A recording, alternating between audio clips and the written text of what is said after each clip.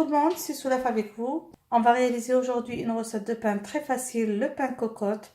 Un pain sans pétrissage, très savoureux, très agréable et très facile à réaliser.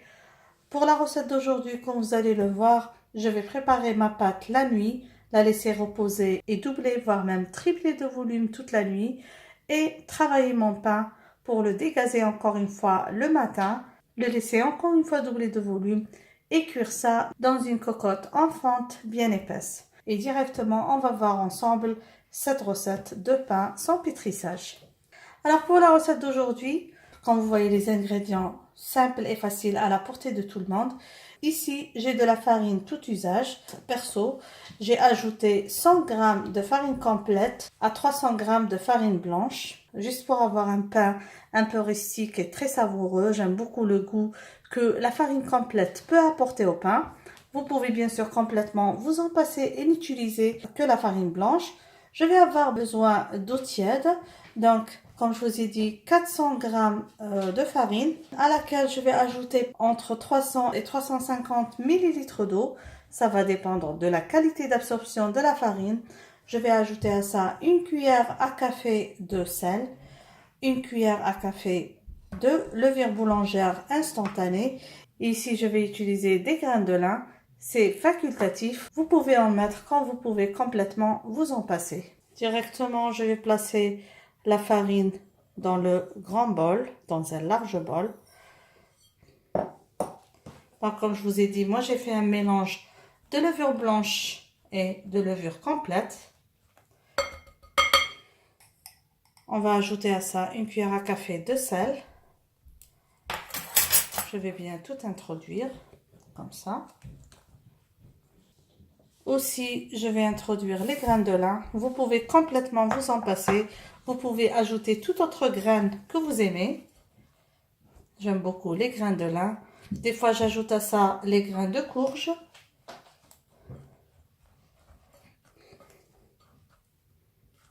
Comme ça. Alors, je fais un petit puits, comme ça.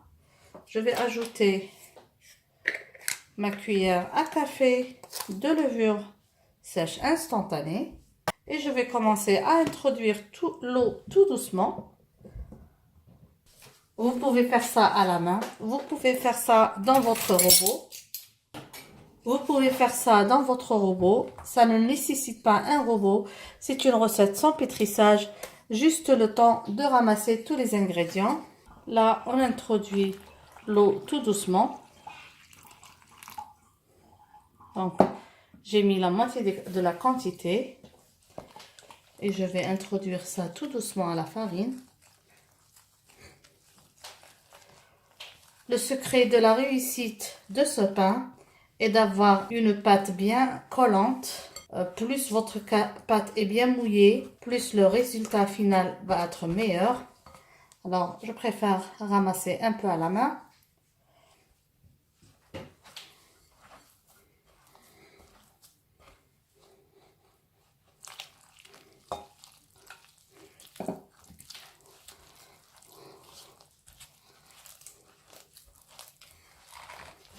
Comme je vous ai dit, pas besoin de pétrir, juste pour introduire tous les ingrédients.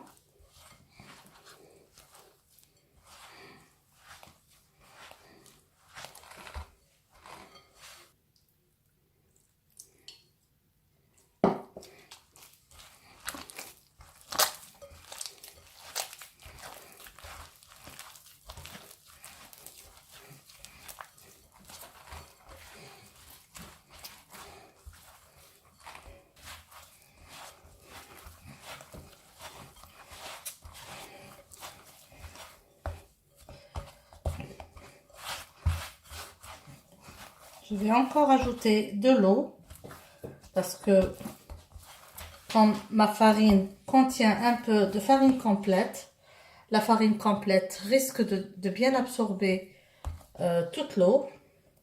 Alors jusque là, j'ai ajouté presque 250 ml d'eau. Je vais encore ajouter à peu près 50.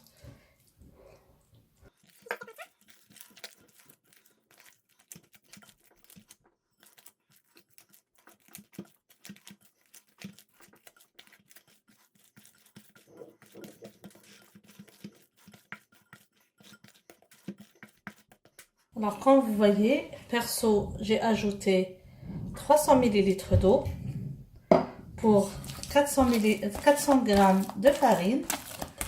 Vous voyez, ma pâte est bien collante. Comme ça, je vais ramasser en boule. Je vais mettre ça dans un large saladier, plus large que celui-là, parce que la pâte va tripler de volume. Du fait que je vais la laisser toute la nuit. Vous voyez comment la pâte est. Elle est vraiment collante. Alors là, j'ai pris un large saladier. Je vais juste mouiller comme ça. Aussi, je vais mouiller un petit peu ma main pour transférer ma boule de pâte.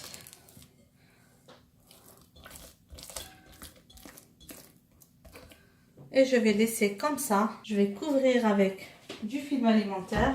Là, j'ai couvert d'un film alimentaire.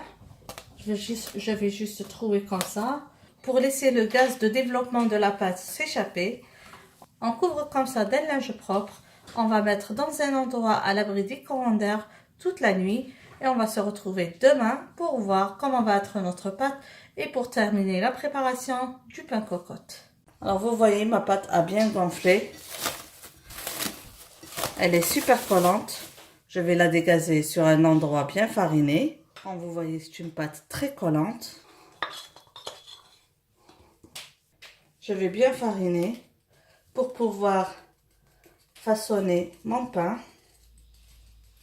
J'utilise toujours la corne, comme ça. Je peux le faire à la main.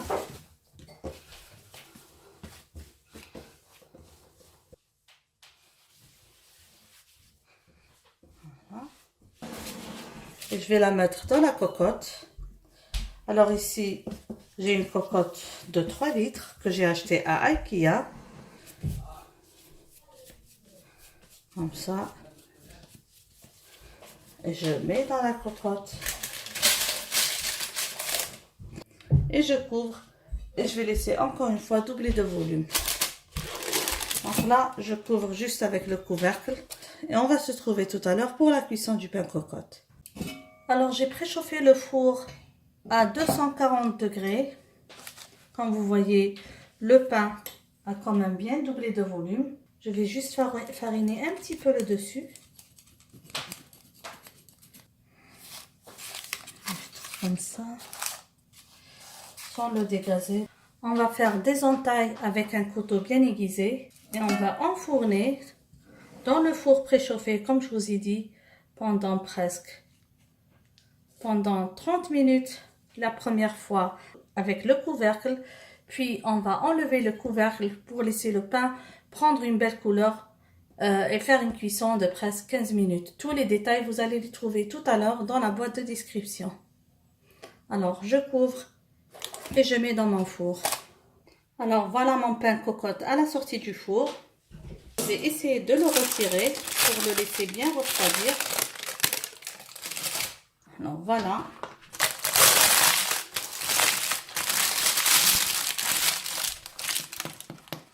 Vous voyez la belle croûte. On va laisser bien refroidir notre pain. Le pain cocotte. Comme vous voyez, il a bien gonflé.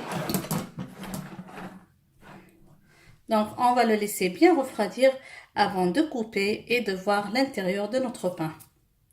Parce que si on va couper maintenant, toute la vapeur du pain va s'échapper et on va avoir un peu sec et dur. Nous voilà arrivés à la fin de notre réalisation, le pain cocotte. Comme je vous ai habitué, on ne va pas se quitter avant de voir l'intérieur de notre pain. Donc, je vais essayer de couper.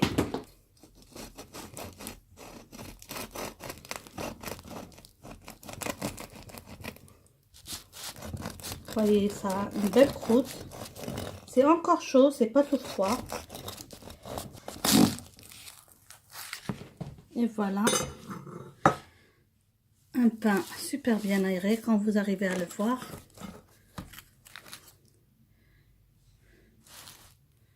Une jolie mie. Une belle croûte. J'espère mes amis que vous avez aimé la recette d'aujourd'hui, que vous allez la réaliser et la réussir. N'oubliez pas, si c'est la première fois que vous trouvez sur cette chaîne, de vous abonner, d'activer la cloche pour être notifié de toute nouvelle publication. Sur ce, je vous dis encore une fois merci et à la prochaine recette. Bisous!